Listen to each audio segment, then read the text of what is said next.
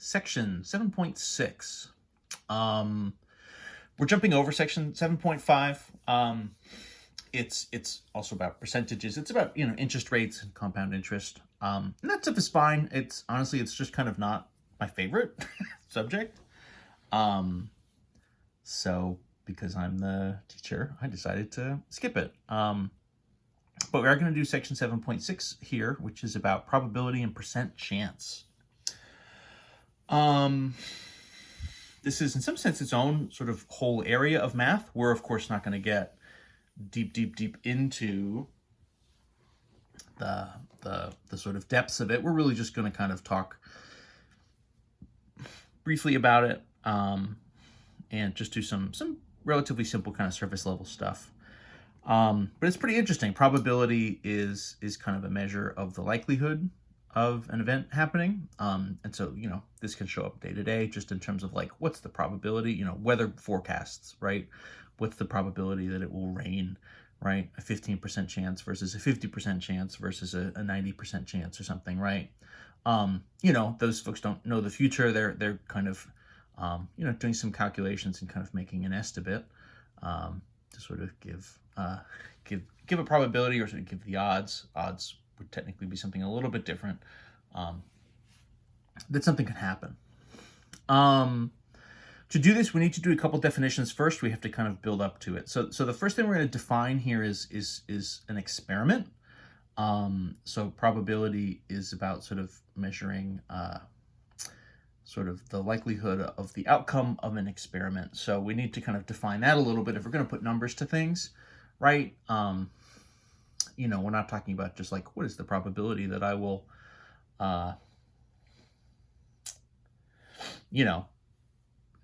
run around the block and beat a certain time, right, is not exactly what we're talking about. So in any event, an experiment is sort of defined for us to be an activity with an observable result, right? And so we're trying to keep this relatively simple. The more complicated the experiment, the sort of more possible results, just the more challenging all these calculations would become.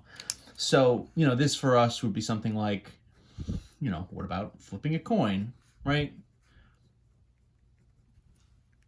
You can flip a coin and then the possible results would be sort of heads or tails, right? You could also do something like rolling a dice, right? 6-sided or otherwise, right? More of like a Dungeons and Dragons-y 10-sided or 20-sided or something. If you're a real nerd, you'll know about those. In an event, right, if you roll a dice, the whole idea is it's just sort of a chance-based way to kind of generate a number between, your classic 6-sided dice. You have a number between 1 and 6, but of course, if you have more sides, then you could have more possible outcomes, right? More possible numbers. Another one, right, if you're sort of picking pick a card from a standard deck, right? Sort of magic trick style, pick a card, any card. We'll talk more about those later, but those a deck of cards has 52 possible cards, and so and they all have different characteristics. So depending on sort of what you're looking for, right, you're picking one out of 52, and whatever things you're sort of after are, could depend. So what you're going to do for these experiments initially, so we need to list all the possible outcomes for an experiment.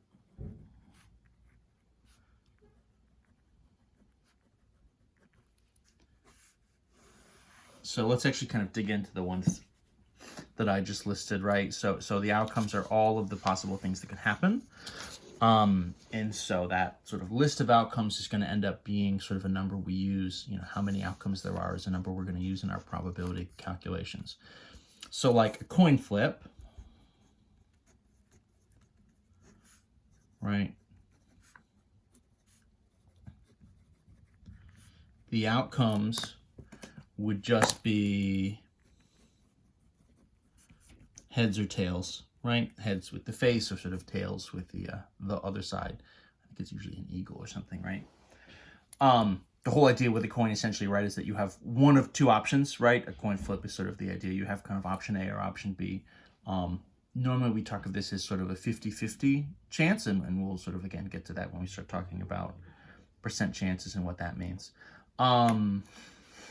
Right, so the outcomes here, the possible outcomes would be heads or tails. Another outcome, right, or another experiment would be, right, what is your birthday month? Right, and so the outcomes there would be sort of January, February, March, April, May, June, July, August, right? September, October, November, and December. So there's 12 outcomes there. This is not a perfect example because, of course, in theory, all of those months have a different numbers of days, slightly different. Ooh. Excuse me. But just in terms of like purely like how many different options are there for your birthday month, the answer would be 12, right? And those would be the possible outcomes. So for us, right, probability is a way to kind of think of the outcomes in these different experiments, and it's a measure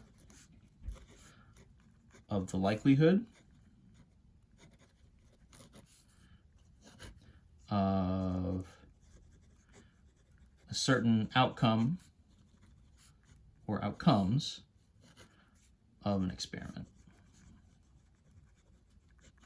So what we're trying to do is sort of put a number on how likely is it that one particular outcome of an experiment will happen. It's going to be a value anywhere from 0 to 1. Probability equals 0 means that outcome is impossible, right? So if your probability is literally 0, it means that's sort of an impossible event, something that can't happen. Probability equal to 1 would be the opposite, and it would mean that your event is certain, right? Something that's guaranteed to happen. So if you like roll a dice, for example, what's the probability that you're going to roll an even or an odd number? Well, you have a certain number of evens, a certain number of odds, but to a certain extent, your dice is only going to be made up of one of those two. So that as a result would be absolutely certain. Right, something that's impossible would be like, what's the probability of picking a card that is like both a face card and a number card, right? Two different things sort of at the same time, and the answer is that would be impossible. That can't happen. So your probability there would be 0. Everything else, right, as far as sort of calculating probabilities more generally, an event that is possible but not certain, right, will sort of fall somewhere between 0 and 1. And so to calculate a probability, just in the most basic sense, what you're going to do is you're going to count up the number of ways an outcome can happen. Whoops. And then it's going to be divided by the total number of possible outcomes.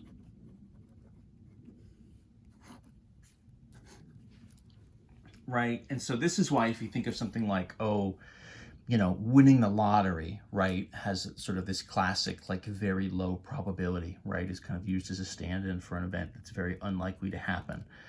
And so the reason there is because, you're sort of picking, one combination of numbers for the most part, right? I'm sure there's different things where, maybe in theory you're picking the numbers, but the order doesn't matter or something. All these things depend. So you're looking for one particular combination of numbers, but then that's compared to, right, and divided by, right, millions and millions, maybe even billions of possible number combinations, right, on the bottom. What are all the different, what's the whole universe of different tickets that could be created versus your one ticket? And so all of the possibilities there are just going to be so much bigger than your sort of one particular value. Other just sort of simple examples, right? So like, what is the probability of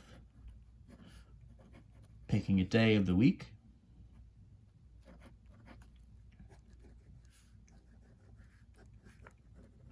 that, so let's say starts